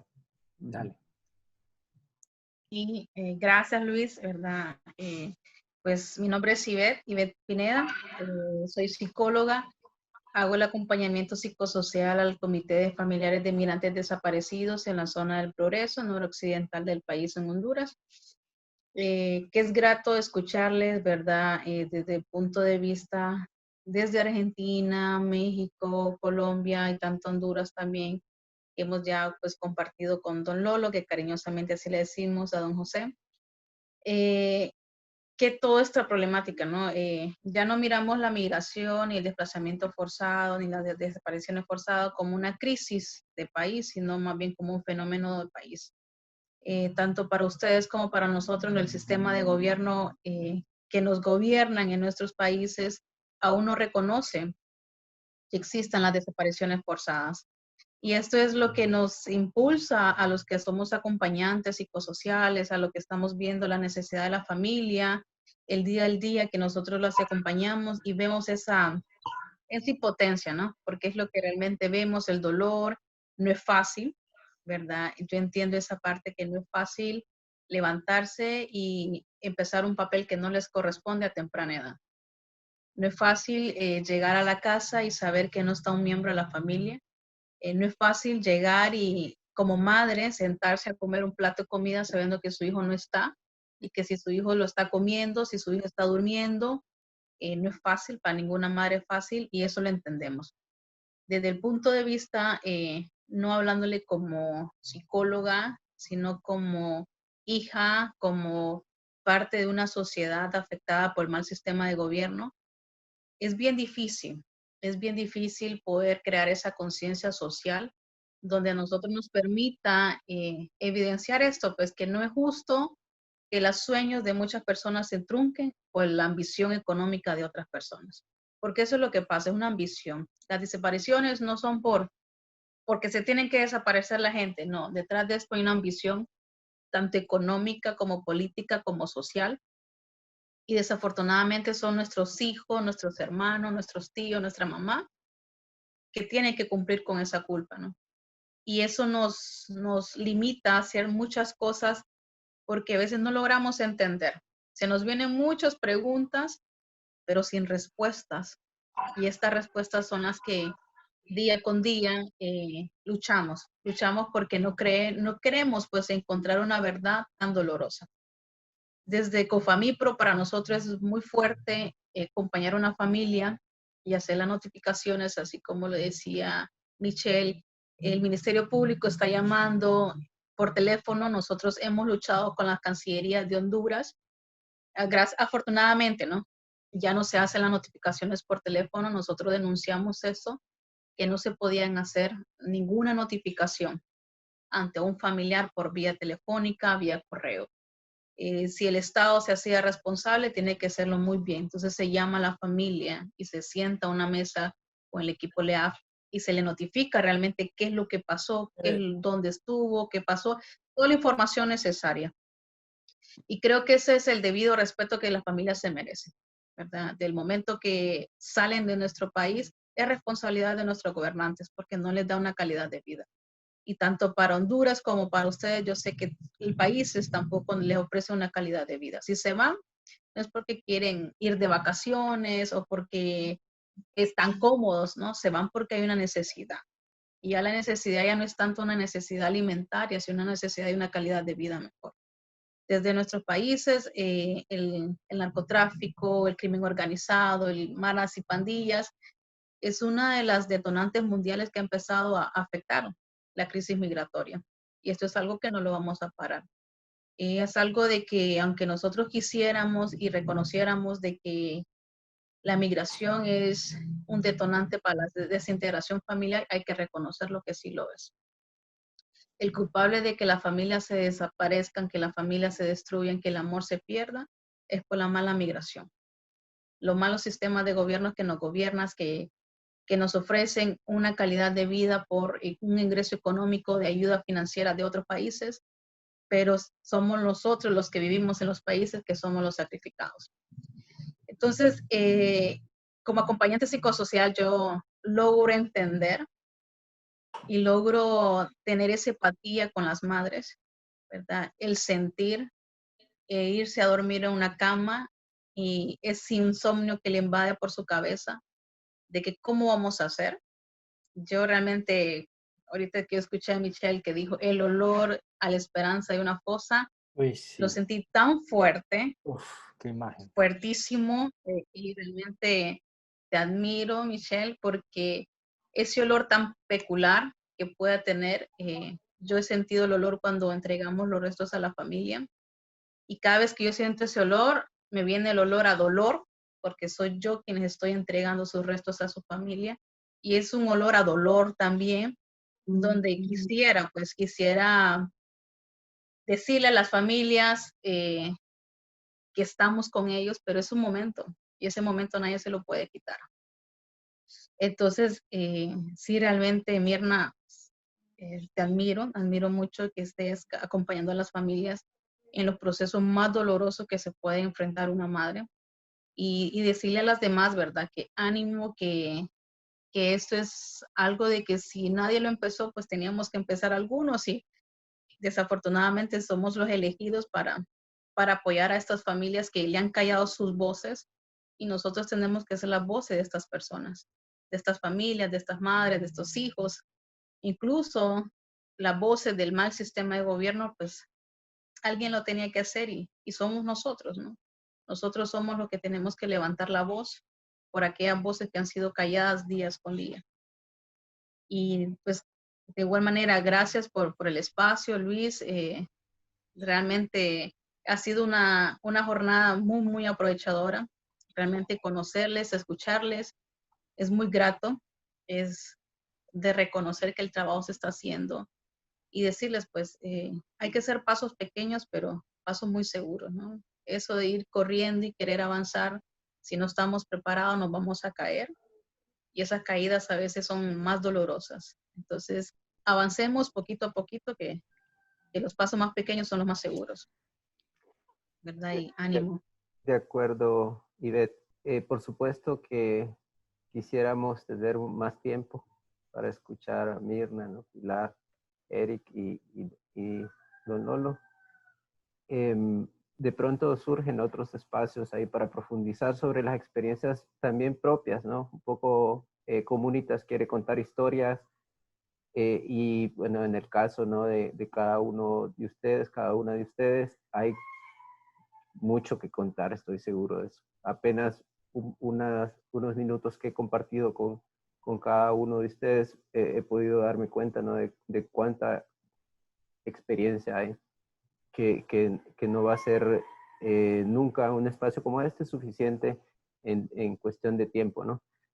Quisiera también pues darle la palabra a Eric, porque sé que él tiene un compromiso importante, entonces de pronto nos deja antes, ¿no? De cerrar. Y si él está por aquí, nos Sí, aquí estoy. Bueno, agradecerles a todas y a cada uno el espacio, la oportunidad, el diálogo. A mí me alimenta muchísimo lo que he escuchado, la figura, digamos, incluso hasta poética que nos compartió Mirna frente al olor a esperanza. Creo que lo voy a compartir también aquí con las familias con las que trabajamos. Lo que estaba diciendo Luis es que, y lo que les planteé un poco al principio, es que los hijos de Latinoamérica que están organizados localmente, regional y nacionalmente, nos hemos encontrado y vamos a plantear un tertuliadero ahora, una conversación en 15 minutos a través de las redes de Hijos e Hijas por la Memoria contra la Impunidad de Colombia. Allí lo que vamos a plantear es precisamente los contextos de cada uno de los países que hemos hecho parte de esta red, para identificar, digamos, primero como cuáles fueron los contextos, el impacto, la historia, ¿cierto? Tratar de identificar como algunos momentos claves a quienes se desaparecieron, si hay algún tipo, digamos, de perfiles y, pues, digamos, lo que eso ha promovido frente al nivel organizativo, porque, pues, lo que hemos hablado un poco acá es que cada persona, cada familiar le queda muy difícil hacer la búsqueda solo, tiene que organizarse, ¿cierto? Entonces esas pertenencias organizativas para la búsqueda también son importantes de dialogar. Y pues por el otro lado lo hemos llamado también pues entre pactos estatales de desaparición forzada, ¿cierto? Porque consideramos que el Estado ha cumplido ese rol pues de victimario en toda Latinoamérica, pero no lo queremos tomar solamente como un hecho de denuncia, ¿cierto? Y de identificación del problema, sino que, como decía un poco Pilar, en Argentina pues se han hecho baldosas, se ha hecho trabajo barrial, o los monumentos contra monumentos que se hacen en México. Entonces queremos identificar todos esos lenguajes con los cuales se le ha podido llegar a la sociedad para romper pues ese discurso de terror y de miedo. Es sobre eso que vamos a hablar, ¿cierto? Esa es la invitación un poco a este espacio y a seguir construyendo, digamos, identificando todos esos factores, porque tenemos un sueño, se los voy a compartir, y es que algún día podamos hacer un juicio político a todos los represores de Latinoamérica con nombres, pues, digamos, la vinculación que tienen a los casos para pasarlo, digamos, a alguna instancia internacional, ya sea el Tribunal Internacional de los Pueblos, la Corte Penal Internacional, ya sea como un acto simbólico, pero que quede el precedente de que los hijos de Latinoamérica en algún momento dijeron, no vamos a olvidar. Ese es un poco el objetivo. Bueno, y agradecerles el espacio. Sí, no, Eric, gracias a ti por compartir, ¿no?, con nosotros. Vamos a estar en comunicación y bueno, ahí les estaré mandando ya el producto como queremos que sea publicado, ¿no? Nuevamente éxitos en todas las actividades. Hay cosas interesantes que leer de tu trabajo. Visualmente me ha sorprendido mucho también el trabajo que están haciendo. Desde aquí, pues, creemos mucho en todas estas herramientas, ¿no? Como formas de trabajar, ¿no? Trabajar con las familias. Hemos intentado, en la medida de lo posible, ¿no?, de los recursos, poder trabajar temas artísticos. Ivette, ¿no?, ha hecho unas cosas muy interesantes. Otras organizaciones han trabajado formas de transformar el dolor, ¿no?, de mantener viva la memoria, de hacer una especie de exigencia, pero también como reflejar una realidad a la sociedad, ¿no?, que quiere, aquí decimos, hacerse la loca, ¿no?, cuando no quiere ver algo, ¿no? Y yo creo que han tenido resultados. Y bueno, ahí también cada una de sus experiencias nos va llenando también, ¿no?, ese repositorio de herramientas que podemos usar. Mirna nos contaba una cosa muy, muy linda también de lo que se está haciendo en México. También, pues, hablaba con Virginia, ¿no? Le comentaba el otro día que platicábamos sobre todo el tema cultural, todo el arte, ¿no?, como herramienta que se ha utilizado en Argentina para precisamente mantener eso a la vista, ¿no? Yo quisiera también, bueno, primero, Eric, cuando ya sea el momento. Sí, ahora justo me están diciendo. Bueno, feliz tarde a todos, encantado de conocerles, un abrazo muy fuerte y seguimos en contacto. Seguimos. Gracias. Sí, gracias a ti. Sí, yo, los días que platicábamos, yo les comentaba que nosotros, aparte de buscarlos, encontrarlos y localizarlos, queríamos verdad y justicia. Y nosotros estamos trabajando ahorita en dos memoriales. Uno que le vamos a llamar el árbol de la esperanza, en el que los frutos del árbol van a ser las fotografías, las imágenes de nuestros tesoros que han sido encontrados, identificados. Y en la parte de abajo del árbol, en las raíces, van a estar unas piedras con una fotografía y un mensaje lleno de amor para nuestro tesoro, diciéndole que lo vamos a buscar, que lo vamos a encontrar, que nos ilumine el camino para poder llegar a ellos. Entonces, a ese árbol se le va a llamar el árbol de la esperanza en su momento. Esto, cuando ya lo hicimos el año pasado, pero quedó solamente en las piedras, y mucha gente lo veía así, unas piedras, pero cuando las madres pasaban y veían la fotografía y el mensaje que una madre, una hermana le dedicaba a un desaparecido, sensibilizábamos a la sociedad, sensibilizábamos a muchísima gente, pues sobre todo van a permanecer ahí ellos. Entonces, esa es parte de uno de los memoriales que queremos hacer. El domingo cerramos el día de la desaparición forzada con ese trabajo haciéndolo, pero a futuro, yo creo que para el próximo año, vamos a hacer un sendero en el que van a estar, no sé cómo lo vamos a hacer, la madre, el hijo, separados, en una penumbra, en una vegetación densa, una vegetación así como se encuentra uno cuando recién se desaparece, triste, una vegetación y vamos a ir avanzando por ese sendero.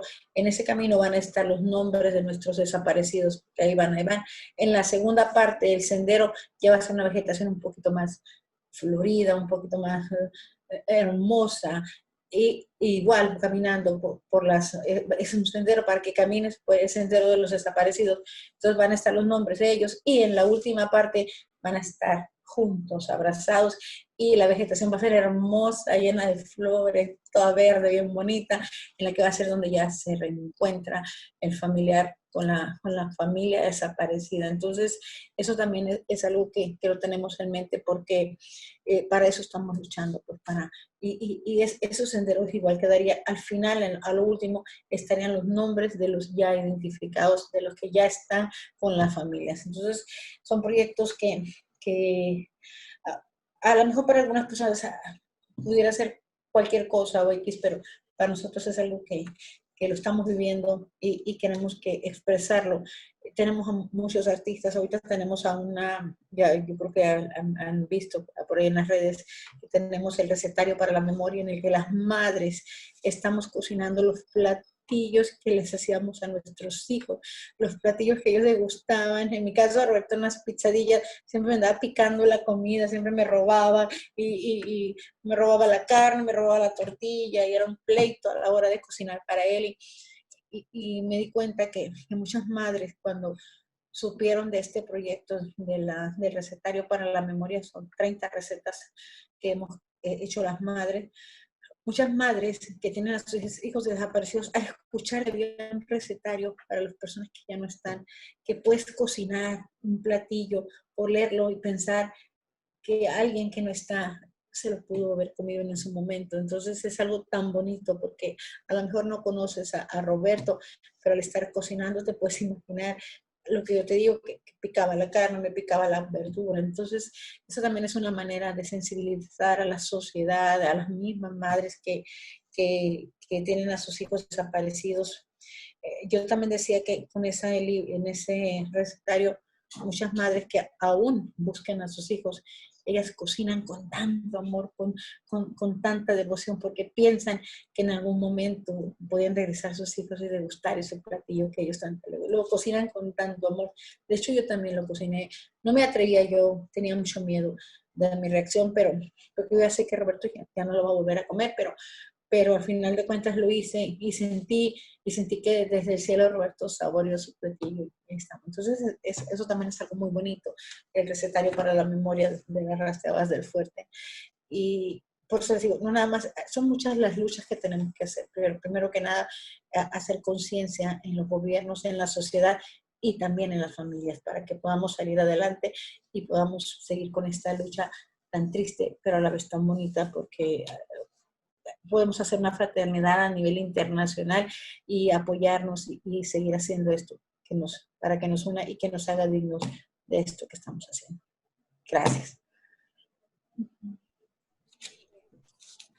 Mi amor, escucho y pienso todo el tiempo cómo los pilares de todos los pueblos que vivieron la desaparición forzada, ¿no? Memoria, verdad y justicia, cómo aparece en lo cotidiano, cómo aparece instalando la idea de un futuro distinto.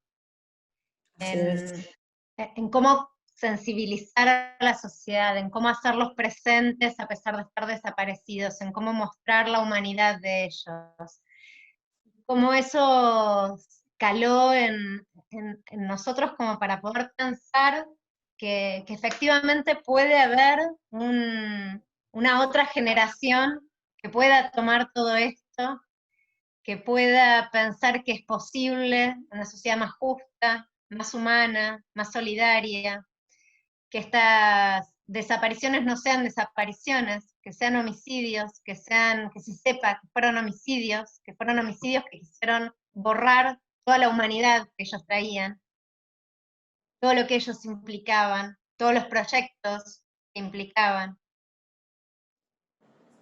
Y que hacerlo presente en esto tan sensible y tan humano como la comida, el sabor, el olor, el ver, el ver un sendero da cuenta de todo lo que se puede construir desde lo colectivo. y siento en un punto como un agradecimiento enorme por las luchas de todos ustedes que, aún estando en una situación muy dramática y muy actual, sostienen esta cotidianeidad de marcar el rumbo. Y me parece que ponen luz a un futuro, que si no sería inviable, ¿no? Que si se hubieran quedado en sus casas llorando, esto sería inviable. Y que hacen creer que es posible una realidad mejor, que no vuelva a haber desaparición forzada. Gracias.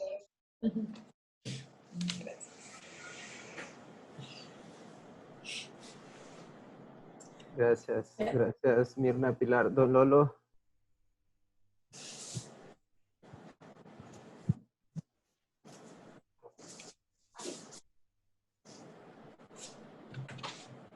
Don Lolo está por ahí. Tenía desconectado el micrófono.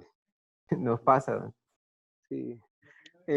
Bueno, la situación es que hallar estos espacios son ganancias. Vivir en estos momentos y caminar hacia el futuro que nosotros queremos, pues yo creo que no es que somos soñadores en bancarrota, somos inversionistas del tiempo. Inversionistas del tiempo porque cada vez que Pilar hace sus movimientos para dar respuesta, el tiempo lo bien invierte. Cada vez que Mirna agarra su pico o su guía de punteo para ir puyando el terreno e ir viendo a ver que ese terreno fue excavado en un momento. Cuando ella agarra su pala o su pico para piochar y ver que puede encontrar qué tiempo tan bonito, qué tiempo tan bien invertido. Cuando Ivette toma su teléfono y está tras la línea una madre, un hermano, un hijo, una esposa, un familiar de un desaparecido. Qué tiempo tan bonito ese, qué buena inversión. Lo mismo Luis, lo mismo Virginia, cuando ella se sienta con ese gran amor en su espacio de laboratorio. Nuri también cuando se sientan en sus espacios de trabajo para dar respuestas. Eso es lo bonito, o sea, no estamos por casualidad, como les digo. Y si ahora vemos a nuestros familiares, simplemente es que ellos nos llevaron a este lugar. Ellos hicieron que nosotros despertáramos este gran corazón que tenemos. Yo creo que hubiéramos sido cualquier persona del montón de los millones de habitantes que tiene la Tierra. Fuéramos parte de esas estadísticas. Pero ahora nos hemos vuelto personas importantes para la sociedad. Porque cada vez que le llaman a Mirna, le preguntan qué ha sabido de mi hijo. Cada vez que llaman a Ivette, pide que necesito mi atienda y ella atiende.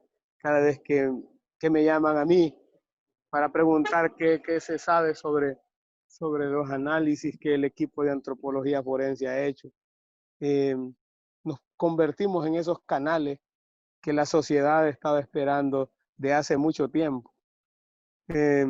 Como dice una canción por ahí, cuando tú llegaste a mí ya te estaba esperando, o sea, nos estaban esperando a nosotros, simplemente que sucediera en el tiempo esta tragedia para nosotros y la libertad para muchos. Nos hemos convertido en libertadores, entonces mi hermano, tu hijo Mirna, tu madre Pilar, murió por la vida, entonces no están muertos. Mi hermano no está muerto, mi hermano sigue siendo el hombre vivo que me ha despertado y ha levantado un montón de voces, como la voz de Ivette, que nunca pensó ella que iba a alzar voces de ese tipo. Luis también. y todos los que formamos equipos de acompañamiento, de atención, de ser el familiar de la víctima, de ser el cooperante de organizaciones. Eso es algo sensacional que no a todo mundo, no a todo el mundo le sucede.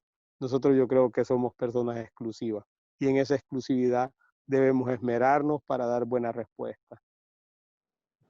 Simplemente gracias porque nos encontramos en estos espacios. Con las palabras pues de Mirna, Pilar y José Dolores, no creo que haya motivo para arruinar ese cierre tan magnífico, ¿no? Para un espacio tan nutritivo, tan emotivo para mí. No sé para las demás cómo lo habrán sentido, pero para mí fue como, me tocó fibras ahí, ¿no? Bien interesante, ¿no? Poder compartir de esta manera. No imaginé pues que pudiera haber este tipo, ¿no? Estas formas de compartir a través de estos espacios. O sea, estamos acostumbrados con los diferentes equipos que hoy nos acompañan aquí, pero que nos van a escuchar en algún momento a tener encuentros, ¿no? En espacios en físico. Y esta herramienta pues nos plantea otras formas, pero que en cierto sentido no hacen también, ¿no? Erizar la piel, hacen conectarse, ¿no? con esas luchas, pero también con las ideas y con la esperanza. Yo creo que uno de los objetivos era pues un poco lo que se mencionaba, ¿no? Era más bien romper o más bien abrir, ¿no? Utilizar este espacio para abrir la esperanza, ¿no? Como punto de llegada o camino, ¿no? Que hacer, ¿no? La esperanza de poder ayudar a otras y otros. Pues muy agradecidos por parte de INLACACHE Acción Psicosocial. Creemos que pues son ustedes las especialistas, las personas que nos van marcando el camino, ¿no? Son ustedes que nos van pues realmente enseñando. Yo lo que sé, ¿no? Y tal vez Ivette comparte conmigo, ¿no? Alejandra, que hablamos desde la psicología, es que en la universidad se aprende muy poco, ¿no? Muy poco. Es realmente donde se aprende ya es caminando con la gente que uno quiere contribuirle, ¿no? Entonces yo afortunadamente, y digo afortunadamente, me he encontrado con un equipo muy también, ¿no? Con mucha fuerza que se requiere para este tipo de trabajos, y yo sí abogo, ¿no? Porque lo fortalezcamos, porque no solo es una cuestión de conocimientos, una cuestión de querernos, sino que también tiene que haber algo en el corazón de ese equipo para poder también, ¿no? Ir caminando al ritmo de las familias, ¿no? Más allá de acompañar, es acompasar, ¿no? Que Eric nos podría explicar mejor ese concepto, ¿no? Desde el arte, desde el arte, ¿no? Cómo se entiende y cómo desde la psicología lo agarramos y podemos aplicarlo. Otra vez, gracias, y seguramente podemos articular otros espacios, podemos buscar la manera de encontrarnos, ¿no? Ya cuando sea posible, de manera en persona, ¿no? Y poder hacer cosas que me parece a mí serían re interesantes.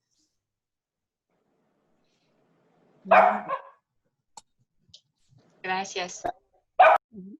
También agradecer a Sandra y también a Alejandra, que también juegan papeles muy fundamentales en el quehacer de las organizaciones. También un grande abrazo para ellas dos. Un abrazo para todas y todos, y al contrario.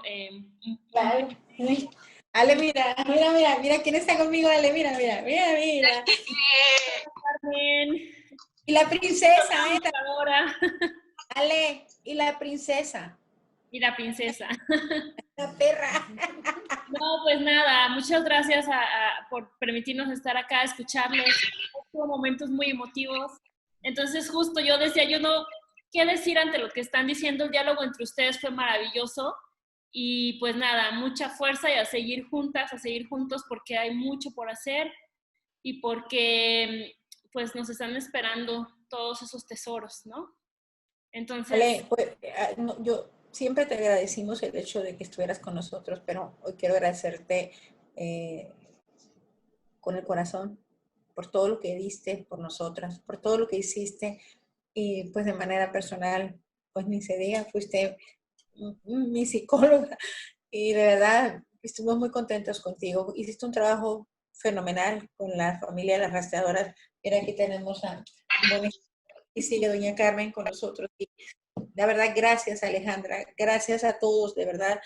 Y pues esperamos de verdad otra vez reunirnos y poder compartir esto, que al final de cuentas, pues el objetivo es el mismo, pues que en algún momento podamos decir, ya no hay desaparecidos. Sí. Es un sueño, pero yo creo que sí se puede lograr. Y caminar hacia ese sueño. Sí, así es. Te mandamos un abrazote. Te queremos mucho. A todas, Pilar, Don Lolo. Un abrazo grande.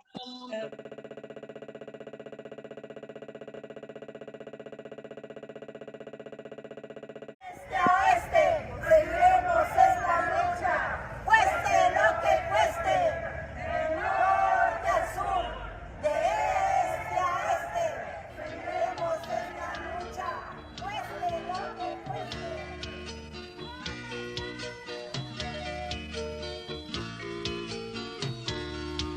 Principios de los 80 fue cuando todo empezó. Secuestran a los primeros hijos de nuestra nación. Y esto solo fue el principio de la década